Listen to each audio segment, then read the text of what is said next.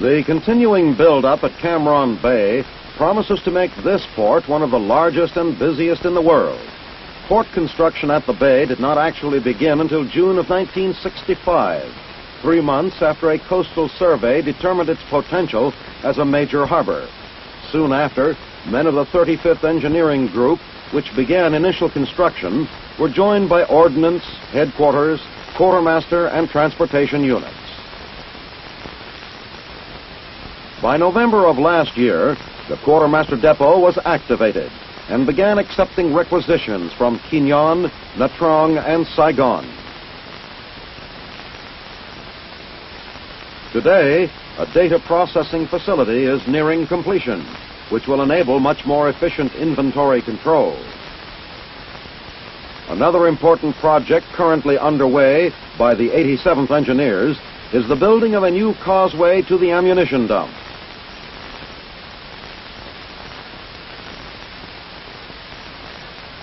In anticipation of the build-up yet to come, more construction equipment has been concentrated at Cameron Bay than there has ever been anywhere else in Southeast Asia.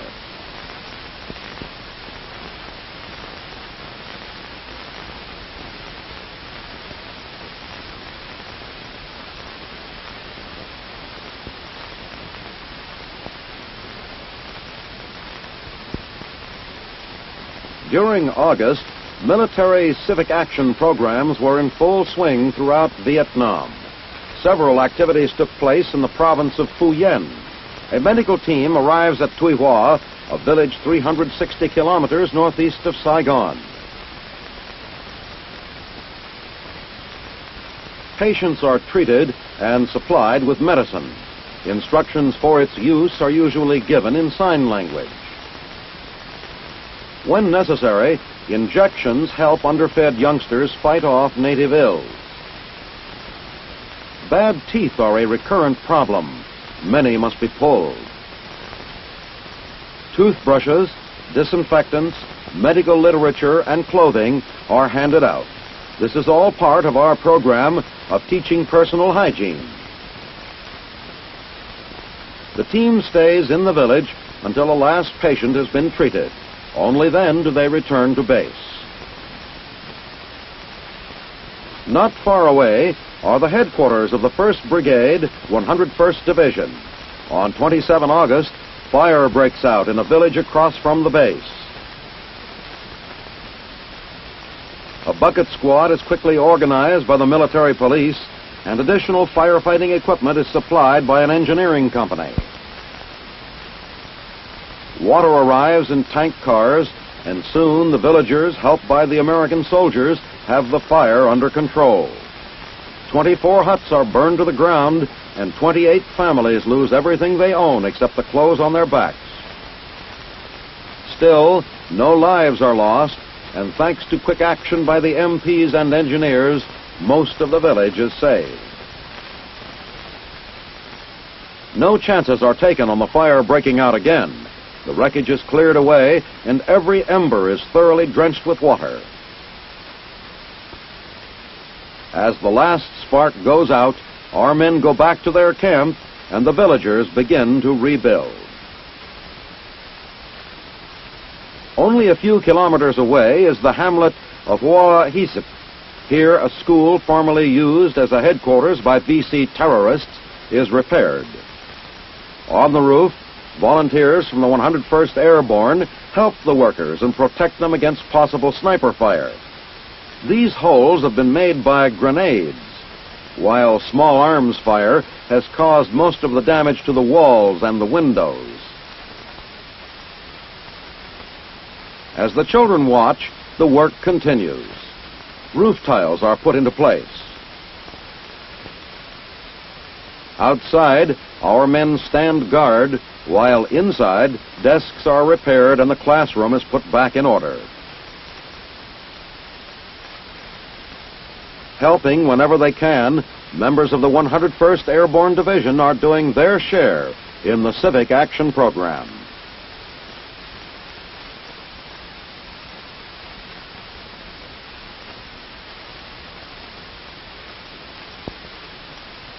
Efforts by the 300-man headquarters Australian force to aid the Vietnamese people are gaining support. The unit recently began to help a small orphanage in Saigon, and when word of their activities reached Australia, companies and individuals generously began to send needed supplies of food and clothing. On September 3rd, members of the unit arrive at the orphanage to deliver the latest shipment: cartons of baby food and sugar.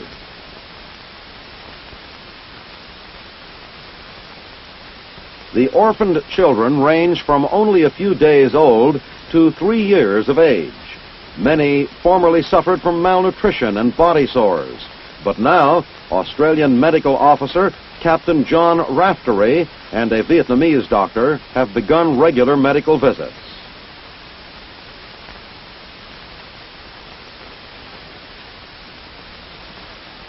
In addition to their direct benefits, civic action programs such as this are playing an increasingly important role in combating Viet Cong propaganda.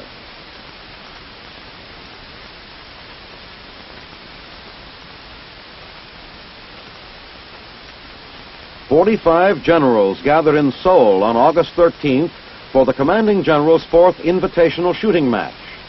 The 5-event program between general officers and colonels of the Republic of Korea and U.S. armies was held at the picturesque Korean Military Academy range, bordered by pine-studded slopes. Team positions on the morning-long card are decided by lot. Host for the match was General Dwight E. Beach, commander of the 8th U.S. Army. At last year's meet, the 1st ROK Army walked off with the top prize in the star-studded field, which has been dominated annually by Koreans and their firearms. Teams take their places at the firing line for the 3 rifle events: the carbine, M1, and M14. The last 2 events were shot with 38 and 45 caliber pistols at a distance of 25 yards.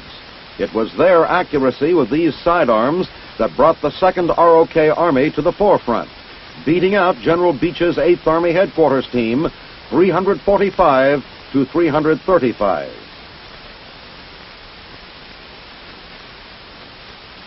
After tabulation of the scores and a break for lunch, General Beach presented the individual awards.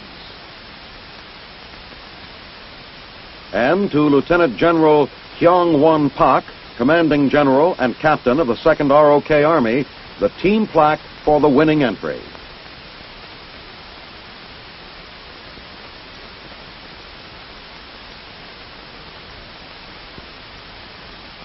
At Lake Chiemsee, Germany, a skydiving team from the 3rd Support Brigade, known as the Sky Eagles, is about to give a water landing jump exhibition.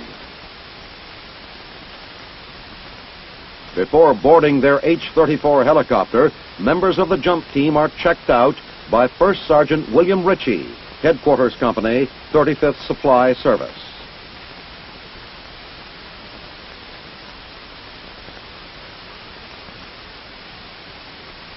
This is how the lake resort, located 40 miles south of Munich, looks on a clear September day. The Sky Eagles will soon be joining the sailing craft in the lake.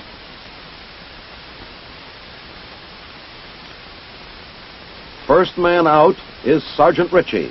Parachuting into water is not easy because it is unusually difficult to judge the distance and speed at which the jumper is falling.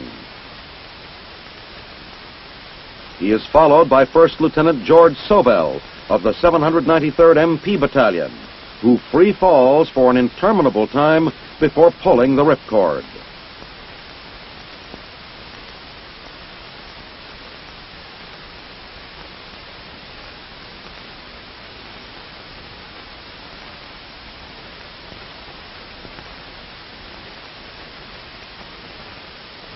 But the Sky Eagles know their job. Without exception, they land on target. Wet, but happy with their success.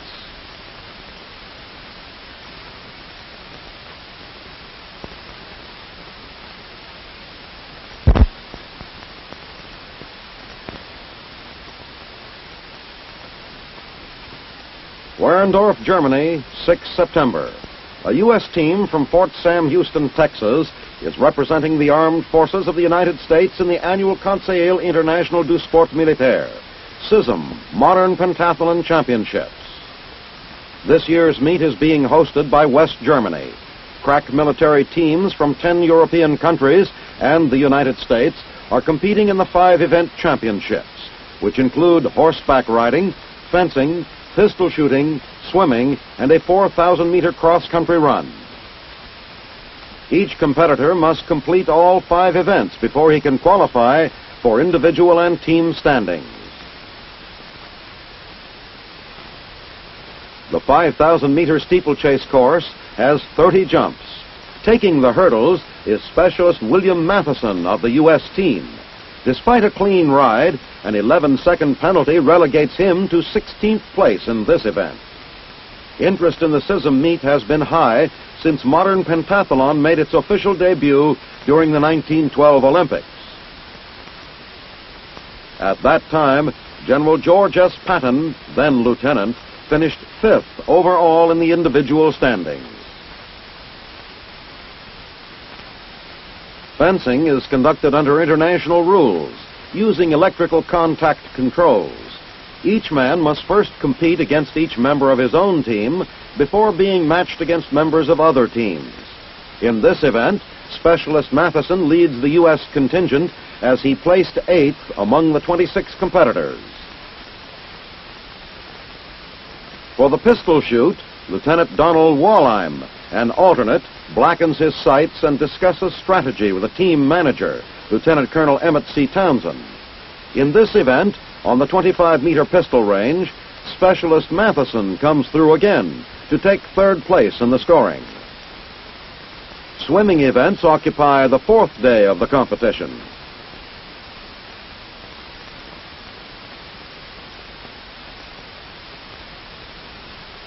In the 300-meter swim, Lieutenant James Coots cuts through the water to a fast-paced win for the U.S. team. Lieutenant Coots proudly takes his place of honor on the winner's stand. The final event of the meet, the 4,000-meter cross-country run, gets underway for the U.S. with Lieutenant Coots.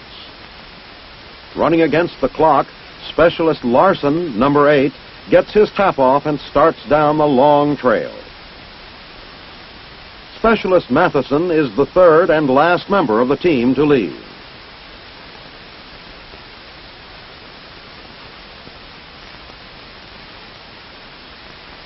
The course is laid out over rugged and varied terrain.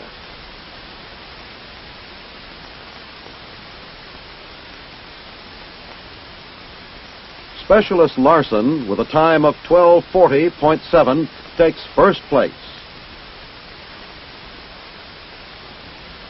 On the winner's stand, Specialist Larson proudly accepts his prize on behalf of the U.S. team. Then stands at attention as the American flag is raised, signifying a 1st-place victory in the event. At formal ceremonies held in the streets of Werendorf, the U.S. team is awarded 2nd place behind Italy in the overall competition.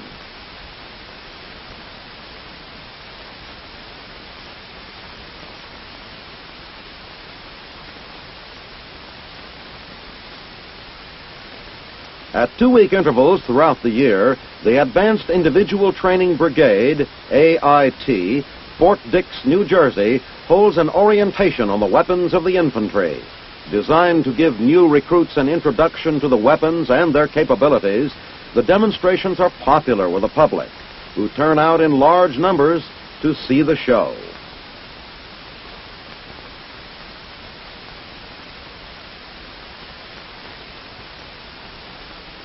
Among the weapons demonstrated is the caliber .45 pistol. The M14A2, equipped with an automatic capability, bipod legs, 2 hand grips, and a flash compensator. This weapon replaces the BAR.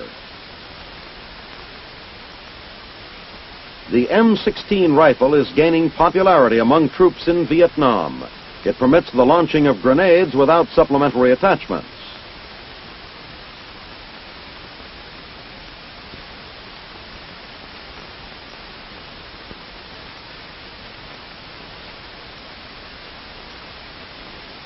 The M79 grenade launcher, firing a 40mm projectile, is known as the infantryman's hip pocket artillery. The M79 is designed to furnish the squad with grenade protection between the maximum distance a man can throw a grenade and the minimum ranges a mortar can be fired. The M60 machine gun has a cyclic rate of fire of 550 rounds per minute, and with its quick change barrel offers a great advantage over the old caliber .30 machine gun.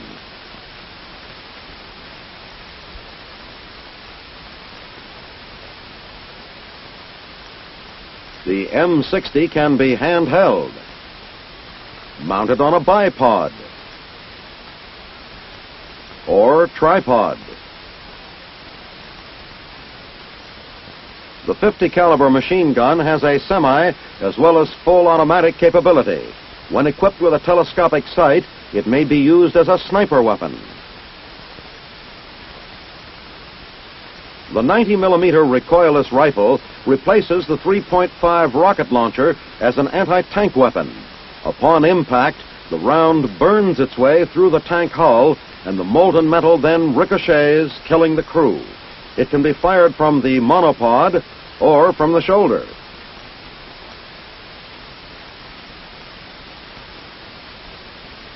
The 106mm recoilless rifle is the company's long-range anti-tank weapon.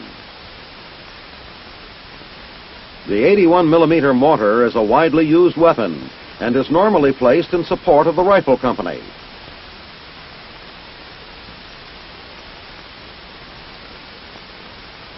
For spectators and recruits alike, a good show.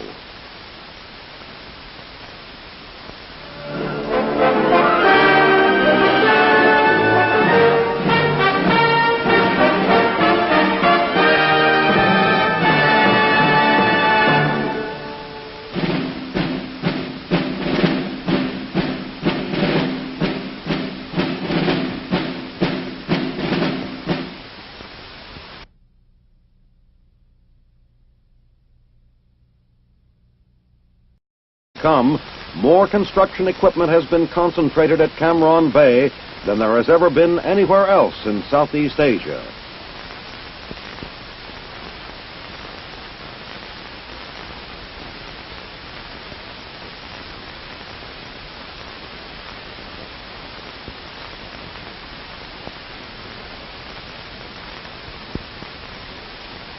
During August, military civic action programs were in full swing throughout Vietnam. Several activities and requisitions from Quy Nhon, Nha Trang, and Saigon. Today, a data processing facility is nearing completion, which will enable much more efficient inventory control. Another important project currently underway by the 87th Engineers is the building of a new causeway to the ammunition dump.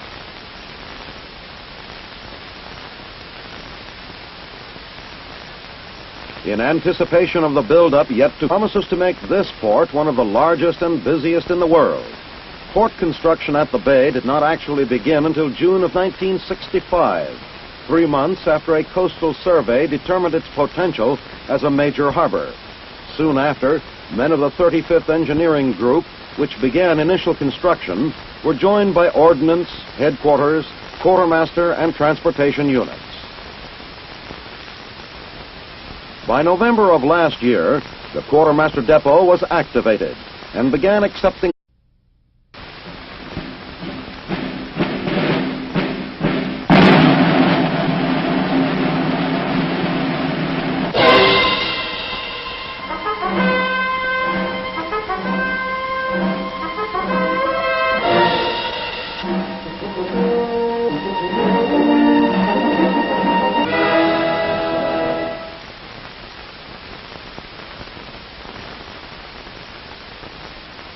The continuing build-up at Cam Ranh Bay took place in the province of Fujian. A medical team arrives at Tuihua, a village 360 kilometers northeast of Saigon. Patients are treated and supplied with medicine. Instructions for its use are usually given in sign language. When necessary, injections help underfed youngsters fight off native ills. Bad teeth are a recurrent problem. Many must